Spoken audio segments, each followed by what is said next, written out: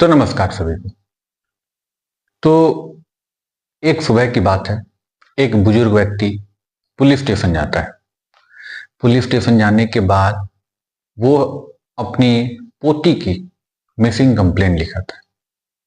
Police जब पूछताछ करती है तो वो बताता है कि उसकी पोती का नाम खुशी कुमारी है, जिसकी उम्र महज 11 वर्ष है और वो पिछले 24 घंटे से लापता है।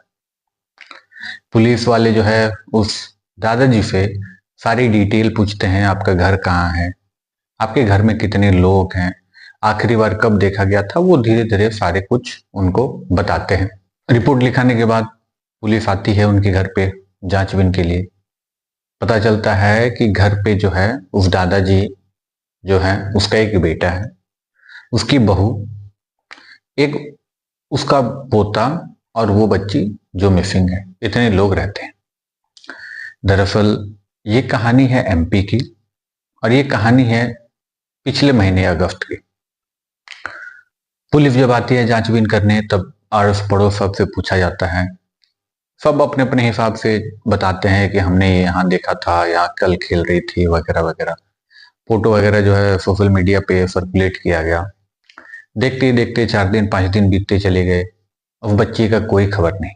उसके बाद बगल में एक कुआं है, उस कुएं में लोग पानी लिया करते थे, बट कुछ कारणवश उसमें पानी लेना बंद कर दिया था काफी समय पहले, क्योंकि नॉर्मली सभी के घर में बोरिंग होगी और जेड पंप वगैरह लग गया।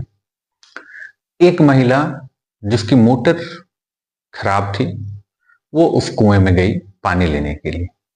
जब वो बाल्टी अंदर डाली पानी निकालने के लिए तो उसे लगा कि बाल्टी में कुछ फंसा फंसा वो उसे खींचने लगी तो उसे भारी लगने लगा कि कोई चीज जो है उसे उल्टे कुएं के अंदर खींच रही है। वो डर गई, वो चिल्लाई। अगल बगल के लोग आए, उन्होंने एक कड़ी होती है जिससे कि कुछ अगर कुएं के अंदर कुछ फंस जाए तो उसको खींच के निकाल दिया जाता है। उस कड़ी को फेंका गया। कड़ी में फंसाने के बाद जब उसे खींचने के बाद तो वहां जितने लोग मौजूद थे सब के सब दंग रह गए। जब खींचा तो उन्होंने देखा कि एक बड़ी सी कुछ चीज जो है उसमें फंस गई, भारी सी। वो लोग उसे खींचते गए खींचते गए खींचते गए। जैसे जैसे वो ऊपर आता गया सबकी आंखें फटी की फटी रह गई। उन लोगों ने तुरंत पुलिस को कॉल किया। फिर पुलिस वाले आए तो पता चला कि ये एक छोटी बच्ची की लाश है।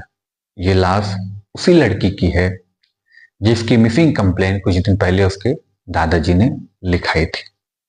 उसके घर वाले आए, उस बच्ची के माता पिता आए, उसका भाई आया। सब रोते लगे, चिल्लाते लगे और सब उनके परिवार वाले जितने लोग थे सब एक दूसरे के उंगली उठाने लगे कि ये आपकी वजह से हुआ, इसमें आपकी गलती है, इसमें आपकी गलती है। पुलिस को शक हुआ। पुलिस ने बकायदा एक एक करके सबको पुलिस स्टेशन बुलाया गया और लाश को जो है पोस्टमार्टम के लिए भेज दिया गया। लाश को पोस्टमार्टम के लिए भेजा। जब अगले दिन पोस्टमार्टम की रिपोर्ट आई तब और चौंकाने वाली थी, क्योंकि उस लड़की की मर्डर किया गया था, लेकिन उस मर्डर से पहले उस लड़की का रेप किया गया था। एक 11 वर्ष की बच्ची का रेप किया गया था। अब पुलिस इसमें जोरों शोरों से लग गई कि भाई इतनी छोटी सी बच्ची, मर्डर हुआ, रेप हुआ, किसने किया। जांचबीन करते लगी। सब पूरे घर वालों से एक एक करके, अगल बगल पड़ोस रिश्तेदार सबसे पूछा गया। तो जब उस बच्ची की माँ से पूछा गया, पहले तो वो 2 दिन बिल्कुल बेचारे सदमे में थी। 2 दिन के बाद जब वो बात करने के लायक हुई तब उसने बताया कि बच्ची का मर्डर हो ना हो उसके पति ने किया। ये बात सुनते पुलिस के और होश उड़ गए कि एक पिता जो कि अपना पिता है, उसकी खून है, उसका वो खून क्यों करेगा। उसके पिता को पुलिस स्टेशन बुलाया गया। हजारों बार पूछने पे उसने जब मुंह नहीं खोला तब उसे मजबूरन 3rd डिग्री देनी पड़ी। 3rd डिग्री देने के बाद वो मार के डर से मुंह खोला और जब उसने मुंह खोला तो सबके होश उड़ गए। उसने कबूला कि हाँ, मैंने ही अपनी बेटी को मारा है, क्योंकि मुझे बेटी पसंद नहीं थी।